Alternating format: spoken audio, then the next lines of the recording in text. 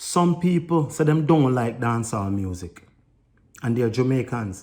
And this is an original, this is the authentic product of Jamaica.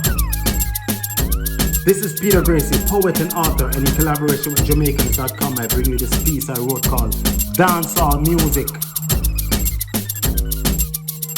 Dancehall music is the wash belly of reggae.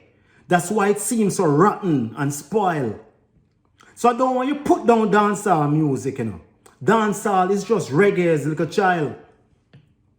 So don't act like you don't have children and you don't understand what it's like as a little youth. You can't dislike dancehall music who is a child and love reggae music, the parent who is the root. There's a lot of things we see as a child, and those experiences helped us grow. We listen to the politics, and you see how that went.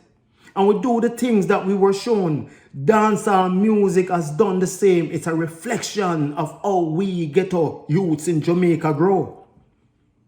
But be careful how you talk about dancehall, influencing crime. Because in order for the guns to come through the ports, someone from the top must be involved. This is not dancehall fault. It's organized crime. But because for a lot of us, what we are now hearing is not relevant.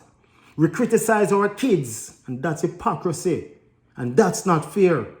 But as soon as we hear gangsters anthem and murderer and murder she wrote, the psychology of those keywords, we form guns with our fingers and bust it in the air.